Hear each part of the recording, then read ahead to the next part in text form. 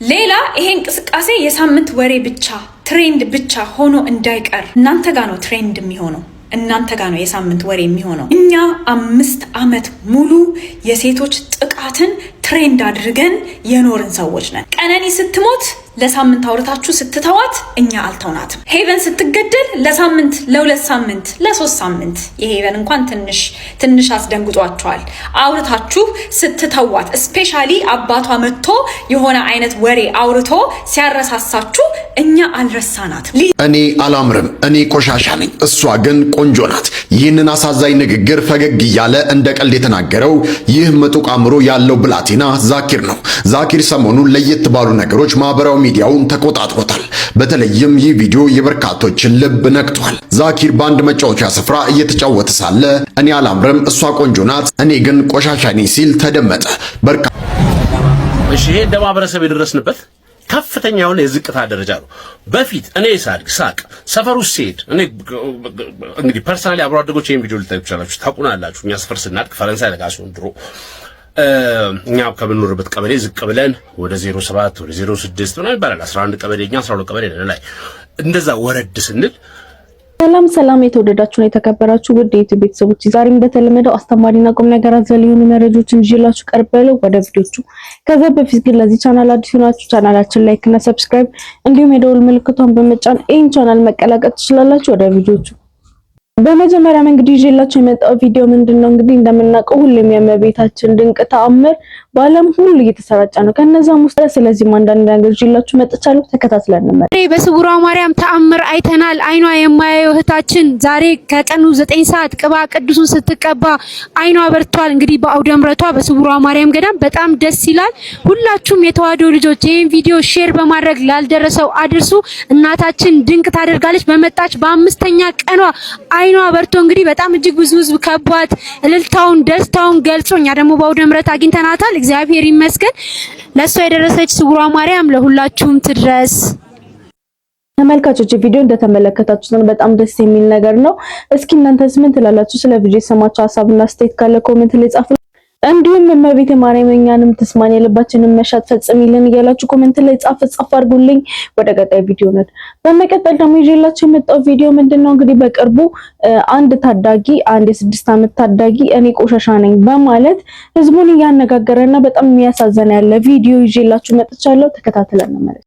ዘኝና ልብ ሰባሪ ዜና እኔ ቆሻሻ ነኝ አለ የ6 ዓመቱ ህፃን። የብዙዎቹ ልብ የነካው የህፃን ዛኪር ልብ ሰባሪ ንግግር በህፃናት መጫወቻ ቦታዎች ላይ ከዚች ከምትመለከቷት ህፃን ጋር አብረው እየተጫወቱ ነበር። ከልጅቷ ጋር አብረው የነበሩ ሰዎች ህፃኗን እንዴት አየሃት ብለው ሲጠይቁት ታምራለች ይላቸዋል። አንቺም ታምራለህ በይው ሲሏት አይ እኔ አላምርም ቆሻሻ ነኝ ሲል ነበር የመለሰው። ምን ታምራለች ቆንጆ ነች አንተም ታምራለህ ወይ? ይህ ከባድ ስሜት ተሰምቷቸው ያውቃል። ባዶነት፣ ከሰው በታች መሆን፣ የበታችነት ስሜት፣ አለመፈለግነት፣ ድህነት እንደዛ ነው። አንገት ያስደፋል። ቀና ብለን እንዳንሄድ እንድንሰበር ያደርገናል። ብቻ ህመሙ ከባድ ነው። ከዚህ ህፃን አንደበት ይህን ንግግር መስማት እውነት ያማል፣ ልብ ይሰብራል። ተመልካቾች ቪዲዮ እንደተመለከታችሁት ነው፣ በጣም የሚያሳዝን ነገር ነው።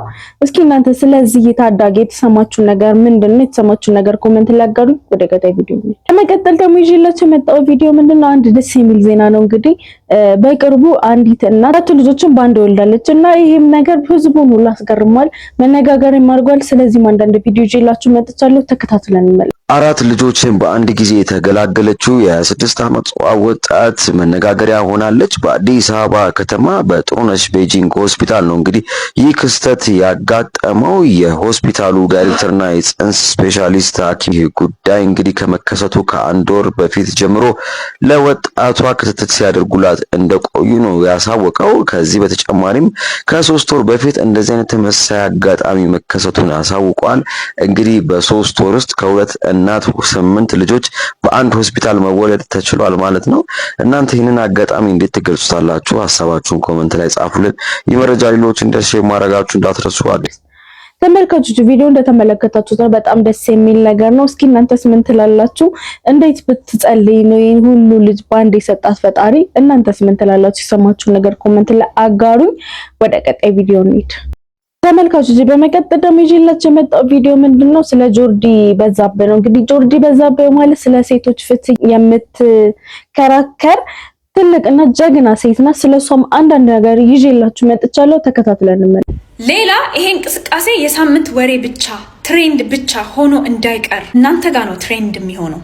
እናንተ ጋር ነው የሳምንት ወሬ የሚሆነው። እኛ 5 ዓመት ሙሉ የሴቶች ጥቃትን ትሬንድ አድርገን የኖርን ሰዎች ነን። ቀነኒ ስትሞት ለሳምንት አውርታችሁ ስትተዋት እኛ አልተውናትም። ሄቨን ስትገደል ለሳምንት ለ2 ሳምንት ለ3 ሳምንት የሄቨን እንኳን ትንሽ አስደንግጧቸዋል አውርታችሁ ስትተዋት፣ ስፔሻሊ አባቷ መጥቶ የሆነ አይነት ወሬ አውርቶ ሲያረሳሳችሁ እኛ አልረሳናትም። ሊዛን አልረሳናትም። ዘውዱን አልረሳናትም።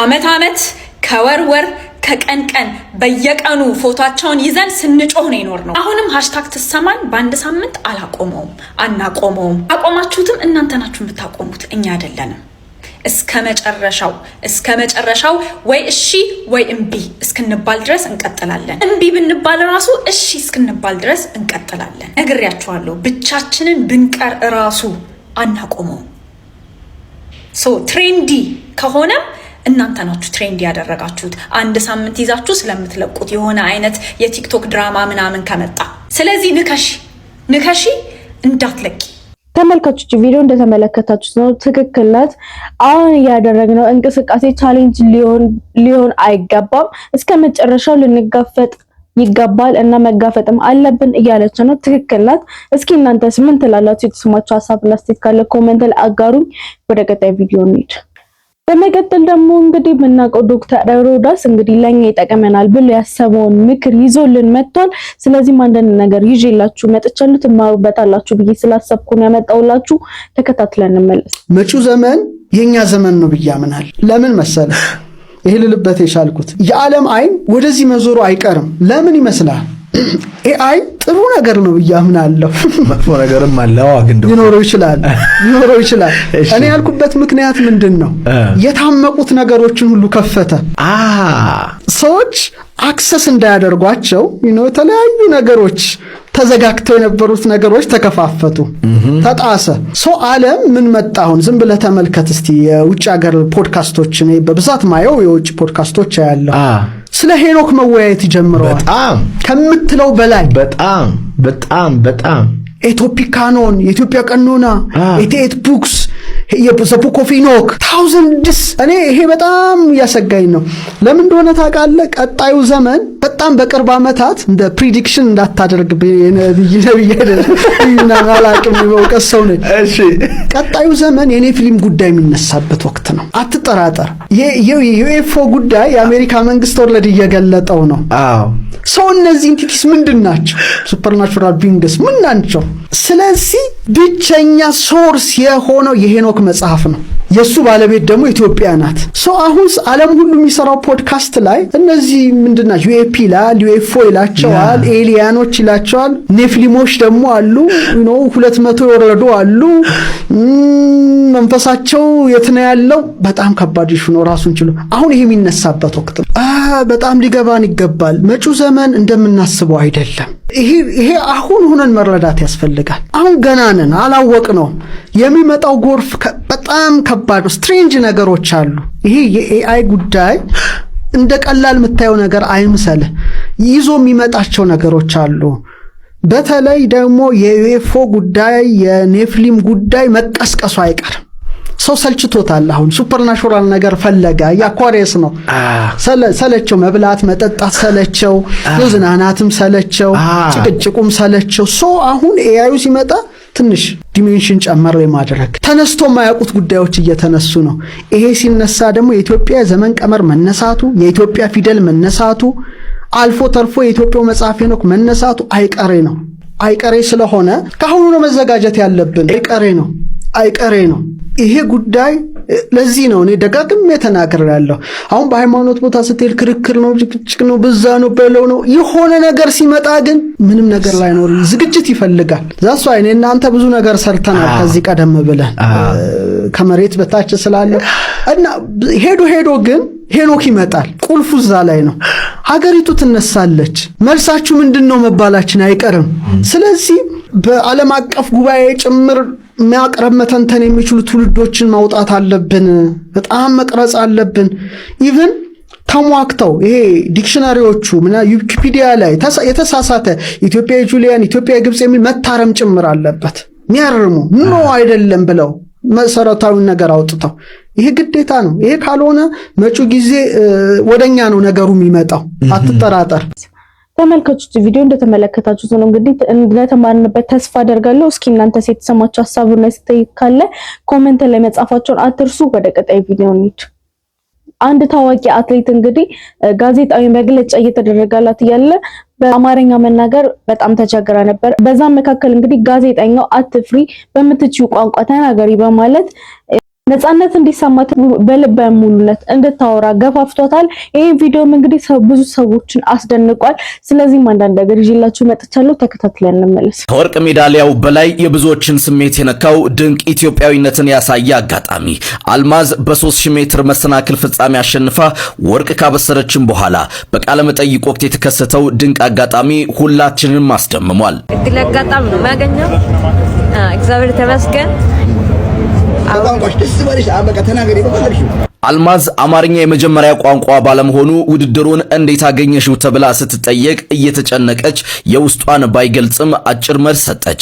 ይሄኔ የኢትዮ ራነርስ ጋዜጠኛ አልቻለም። በማሸነፏ የደስታ ቃና ባለው ድምጽ በቋንቋሽ ደስ ባለሽ አሁን በቃ ተናገሪ በፈለግሽው በማለት እንድትናገር ነፃነቱን ሰጣት። ይሄኔ አልማዝ ከሩጫው ባሻገር የውስጧን ተነፈሰች። ይህ ተግባር የተለያየ ቋንቋ ብናወራም ባህላችንና ማንነታችን ቢለያይም መጨረሻችንና መጠለያችን እንዲሁም የምንደክመው ለአንድ ዓላማ ለኢትዮጵያዊነት እንደሆነ በጉልህ ያሳየ ድንቅ አጋጣሚ ሆኖ ታይቷል።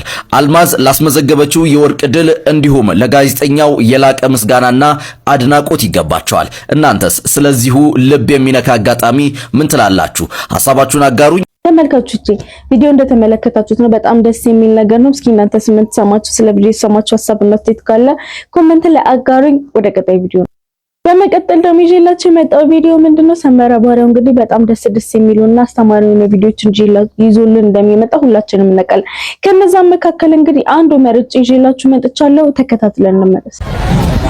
እሺ ይሄ ማህበረሰብ የደረስንበት ከፍተኛ የሆነ የዝቅታ ደረጃ ነው።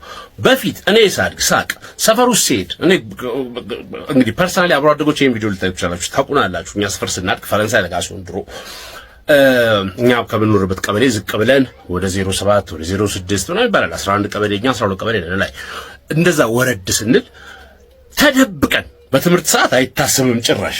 በትምህርት ሰዓት ከሆነ ማሰብም የለም። ከትምህርት ሰዓት ውጪ በፈረቃ ስንመር የጠዋት ተማሪዎች ሆነን ቤት ምሳ በልተን ከሰዓት በኋላ ላይብረሪ ነን ብለን እንወጣለን። የጎረመስን ሰሞን ቪዲዮ ቤት ይገባል። ላይብረሪ ነን ብለን ስንገባ ቪዲዮ ቤት እኛ ስንገባ የምንገባውን አገባብ ዘንድሮ አልሸባብና አልቃይዳ እንደዛ አይሸፈኑም። እኛ ተሸፍነን እንደምንገባው በጣም በሰቆቃ እንደዚህ በመከራችን ነው የምንገባው። ከሰበል ምንም አይደለም እኮ ማለት ኖርማሊ እንሄዳለን ካለበት ቦታ ስላልሄድን ብቻ ነው ከትምህርት ሰዓታችን ውጪ ማለት ነው። ማንን ፈርተን? የሰፈር ሰው ፈርተን በጥፊ ወልውሎ ምን አባዚ ሰፈር ትሰራለህ ብሎ የሚያስገባ የሰፈር ሰው ኃላፊነት ቢሰማው ስለነበረ ሁሌ ደጋግሜ እነግራቸዋለሁ። ብዙ ሰው ነው ያሳደገኝ። ለብዙ ሰው ሪስፖንሲብል ነኝ። ብዙ ሰውም አመሰግናለሁ ዛሬ ሰው ለመሆኔ። እኔ እናት አባቴ ወላጆቼ ብቻ አይደሉም፣ ጎረቤቶቼ፣ መምህራኖቼ፣ የማዝሬ ሴት ድር አባላት፣ የነፋዘር ሰዎች፣ የወንድሜ ጓደኞች፣ ራሱ ወንድሜ በቃ ሺህ ሰዎች ናቸው። ታውቁታላችሁ። እነከሌ ብዬ አልጠቅስም። ማህበረሰብ ኃላፊነት ስለሚሰማው አይታሰብም። ትምህርት ቤት ፎርፌ ፎረፈ ሲባል ፎርፌ እየተባለ መንገድ ላይ ሁሉ የሚያልፍ ሰው ሁሉ ጮክ ብሎ ይናገራል። ወደ ገቢ ተመለሰ ትገባለህ ምናምን። ዘንድሮ ተሰለጠነና እነዚህ ልጆች በአደባባይ እንደዚህ ሲዘሉ የሚያልፈው ሰው እያወራ በሰላም መንገዱን ይሄዳል። በሞባይል ቀርጾ የለጠፈውም ሰው አለ። ይሁን አንተ በለጠፍ ብታስቆም ጥሩ ነበር። ወር አንዷን ጎትተዛ ለዘበኛ ወይ ለዳይሬክተር በሰጥሩ ነበር። ቢሆን ግን ቀርጸ ማድረግ ራሱ እንዳወራበት አድርጎኛል። እንደው ምን አለበት ልጆቼ ናቸው የሚል ሰው ቢኖር አንድ ሰው እንኳን መንገድ ላይ የ15 እና የ14 ዓመት ልጅ ሲጋራ ለኩሱ እንደዚህ ሲሄድ ፍሬንድ ዛሬ ደብሮኛል መላ የለኝም ምናምን ሲል አንስተሽ 50 ብርና 100 ብር ብትሰጥ ገል ፍሬንድ እዚህ ጋር አቅፈ 100 ብር ሰጥተህ የምትሄዳለህ። ነገ ከሷ ትወልድና ልጅ እንደዚህ ሲሆን ለምን አላዳናችሁልኝም ልጄን ብትል ቤት ዘግተህ ዋይ ትላለህ። አያገባንም ነው የምትባለው። የአያገባኝም ማህበረሰብ እየተገነባ ሄዶ የደረሰበትን ይሁት ፎርፌ ሌጋል ሆነ፣ ስርቆት ሌጋል ሆነ። የስርቆት ወሬ ራሱ አድናቆት ማግኘት ጀመረ። ከሌ ሰረቀ ያርግለት ድርሻው ነው። ከንግድ ባንክ እየሰራው በሰው አካውንት የሞተ ሰው አካውንት ነው በስሙ አዞሮ ጀግና ነው ድርሻውን ይዞ ነው የወጣው ይባላል። እፈር ማፈሪያ ነው ሰውዬው፣ ሌባ ነው።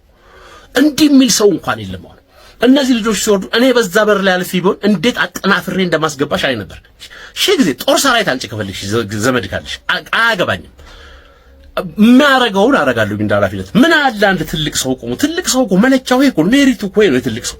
ከሱ በታች በእድሜ በህይወት ልምድ ያሉት ልጆች መገሰጽ መመለስ እኮ ነው። በእኛ ሴስ ማጠናፈርንም ይጨምራል። በነገራችን ይሄ ያን ያህል እንዲህ አይነት ፓረንትም አይደለም። እንደ ፓረንት ራሱ በመካከል ከልጅ ጋር በጠረጴዛ ዙሪያ ተወያይታችሁ ተይ 14 ዓመት ልጅ ጋር አጀንዳ ሲይዛለች ታይሽም ጥጉን አስይዘዋለሁ እንዴት አድርጎ እንደማይደግሞ ያያዋል። ኢት ወርክድ ፎር ሚ እኔ ሳድግ እኔ ለማሳደገውም ይሰራል፣ ለኔ በታቾችም ይሰራል፣ ለኔ የሰፈር ልጆችም ይሰራል። መንገድ ላይ እየነዳው ሲሄድ ዩኒፎርም የለበሰ ልጅ ካየሁ አቁሜ አዲስ አበባ ውስጥ የትም ሰፈር ልምና ነው በቁጣ ትምህርት ያለው ዛሬ ነው ብዬ የምናገር ሰው አይ እንደዚህ ሆኖ እንደዚህ የለም መታወቂያ ካላንተ ምንድን ነው ሻንጣ ማን ብዬ የምናገር ሰው ምን አለ ብንለምድ እንደዚህ እንዲህ ከምንኖር እነዚህ ልጆች ነገጣት።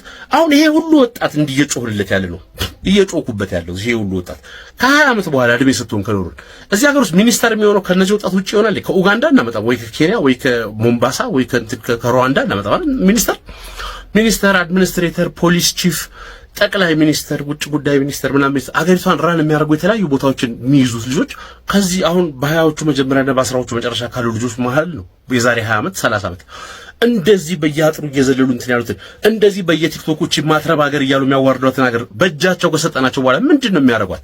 አሲዘዋት ተበድረው ወደ ዱባይ እንደማይሄዱ በምናቃለን። ሀገሪቷን አሲዘው ተበድረው በግላቸው ቤትና ጀልባ ገዝተው እንደማይሄዱ በምናቃለን። ሰው ላይ ብዙ ነገር ሲያረጋ ቃሉ የመንግስት ንብረት ሲያወድም አውቃለሁ፣ ጨረታ ሲያጭበረብር አውቃለሁ፣ ለሀገር የሚገባውን ግብር ለራሱ ሲያረጋ ቃሉ። ሀገር አሲዘው የሚበደር ትውልድ ግን እያፈራን ነው። ሀገሪቷ ሙሉ አሲዘው ተበድረው ጥለው እንደማይሄዱ በምናቀው አረ ተው፣ ኃላፊነት ይሰማል። እናንተ የምትዘሉት ደግሞ ሰው መናቃችሁ ጎረቤት የሌለው ይመስል ፊትሽ እየታያው። አሁን ይሄ ቪዲዮ ከታየ እኔ ብቻ አይደለም ያዩት፣ እንደው የሚያይ ወንድም ቢኖርሽ እመኛለሁ። ሰው የሆነ ወንድም ቢኖርሽ እንትን አየሁት እኮ አሚልሽ አይደለም በስነ ስርዓት ጥግሽን የሚያዝሽ ቢኖርሽ እመኛለሁ። እንደው አማረብኝ ብለሽ ነው። አሁን አንቺ ምን ትላለች? በጣም የሚያስገርም ነገር ነው። እስኪ እናንተስ ምን ትላላችሁ? ስለ ቪዲዮ የተሰማችሁ ሀሳብና አስተያየት በድጋሚ ኮሜንት ላጋሩኝ። ወደ ቀጣይ ቪዲዮ እንሂድ። አርቲስት ጌዲዮን ዳንኤል እንግዲህ የምናውቀው በዓለማዊ ህይወቱ ሲዘፍንና ሲጫወት ነው። አሁን ላይ ያለው ህይወቱ ደግሞ መንፈሳዊ ሆኗል። እናም አሁን ላይ ሱባኤ ይዞ ገዳም እያለ ያጋራው ፎቶ ይሄን ይመስላል። ብዙ ሰዎችም እንግዲህ እግዚአብሔር በቤቱ ያጽናህ እያሉ መልካም ምኞታቸውን እየተመኙለት ነው። እናንተም እንግዲህ እንደዚህ ያላችሁ ኮሜንት ላይ አጋሩ፣ መልካም ምኞታችሁን ግለጹለት ለሱ። ወደ ቀጣይ ቪዲዮ እንሂድ። በመቀጠል ደግሞ ወቅታዊና አነጋጋሪ የሆነ ቪዲዮዎችን ይዤላችሁ መጥቻለሁ። ተከታትለን እንመለስ። በቃ እናት ያለው ሰው አሁን እናት ያለው ሰው ታድሏል። ሄዶ ቅፍ እናቱን እርድት የሚችል ከሆነ እስሯ ቁጭ። በጣም ይገርምሻል፣ ብዙ እናቶች የሰው ረሃብ አለባቸው። ለዚህ ነው ሲያገኙሽ አንድ ነገር 6 ይነግሩሻል። የሚሰማቸው ሰው እጥረት አለባቸው፣ የሚያዳምጣቸው ሰው አብሮ ቡና የሚያጣጣቸው ወልደው በስነ ስርዓት መካን የሆኑ እኮ ብዙ ሰዎች አሉ። እና ይሄን እንደዚህ አይነት ነገሮችን ማሰብ ለምንድን ነው የሚጠቅመው ካልሽኝ ህይወታችን ባላንስ እንድንሰራ ዛሬ ብንኖር ከሚቀጥለው ጊዜ ምናምን አባት እናት ምናምን እንሆናለን እግዚአብሔር ከፈቀደ። ዜጋ ምን ሆኖ እኮ ብንኖር ነው ማለት ነው። ከኖርን ግን ምን እናርግ ነው? ከኖርን ምን እናርግ? እሱን አጥርተን እንድናይ ያደርገናል። እየተቀነሰ መሆኑን ስናቅ ዋጋ ለሚሰጠው ጉዳይ ዋጋ ሰጥተን፣ ቦታ ለሚሰጠው ቦታ ሰጥተን፣ በቃ አንድ ቀን እንደው ሳይደላው ምን ይባላል በየቤቱ ሰው ሲሞት ትይጂ አንድ ቀን ሳያርፍ እንዴ እንደተከለከለ አንድ ቀን ሳይደላው ጥሩ ልቅሶ ደራሽ ነሽ። ልቅሶ ቤት ያለው 700 የልብ ህመምተኞችን በነፃ ያከሙት ባልና ሚስት ዶክተሮች እንደምትመለከቱት ሰይፉ ራሱ ሸልሟቸዋል። ዶክተር ተስፋዬ ታሊላና ባለቤታቸው ዶክተር ኦብሲኔት ሜሪድ በኢትዮጵያ በልብ ህመም የሚሰቃዩ ህፃናትና ወገኖችን በነፃ በማከም ትልቅ አርያ የሚሆን ተግባር እያከናወኑ ይገኛሉ። እስካሁን 7.2 ሚሊዮን ዶላር የሚገመት የህክምና ቁሳቁስ ወደ ሀገር ውስጥ ያስገቡ ሲሆን ከ350 ሚሊዮን ብር በላይ ዋጋ ያለው ነፃ የህክምና አገልግሎት ለ700 የልብ ህመምተኞች በመስጠት የብዙዎችን ህይወት ታድገዋል። ሰውን ማዳን ከሁሉ በላይ ነው። ለተቸገሩ ወገኖች ተስፋ የሆኑት እነኚህ ሁለት ባለሙያዎች እውነተኛ የህዝብ ጀግኖች ናቸው። አሁን እኔ ልጆች አሉ ለኔ የማያቸው ልጆችን በቃ እንደሌላው 4000 ምናምን ሰራተኛ ማያቸው ኦፍ ኮርስ የባዮሎጂካል ልጆቼ ናቸው። ጥሩ እንዲሆኑ እንዲጎብዙ ፈልጋለሁ። ግን እየተጫንካቸው አንዳንድ ጊዜ ያው ይሉኛል፣ አንተ እኮ በጣም አፕሪሺየት እንኳን አታደርግ። ምኑን ሰርተሽ ነው አፕሪሺየት ማደርግ? ምኑ ገና እኮ ነሽ እንዴ? እኔን አፕሪሺየት አድርጉ። 42 ኪሎ ሜትር በ2 ሰዓት ላጣ አድርጌ እኔ አፕሪሺየት ገብቷል አይደለም? ይሄንን የግድ ነው። እኔ ምንጊዜም ይሄ እምነቴ ነው። ኦፍ ኮርስ የለፋ ሰው ሪዋርድ ታደርገዋል።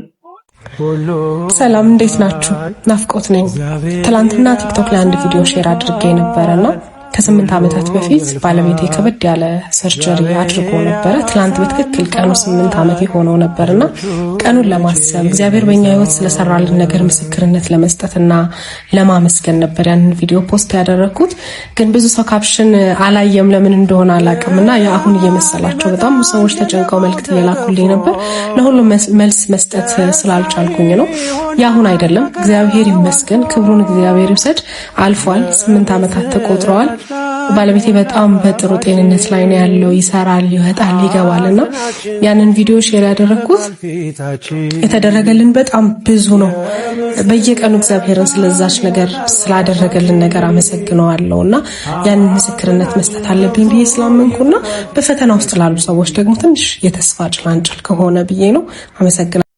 ተመልካቾች ቪዲዮቹ እንደተመለከታችኋቸው ነው። ለዛሬ ይዤላችሁ የመጣው ቪዲዮች እነዚህ ይመስላሉ። ስለ ቪዲዮች የተሰማችሁ ሀሳብና አስተያየት ካለ ኮሜንት ላይ አጋሩኝ። በድጋሚ ላይክ እና ሰብስክራይብ ማድረጋችሁን አትርሱ። በቀጣይ ባሪፍ እንደምንገናኝ ተስፋ አደርጋለሁ። አመሰግናለሁ።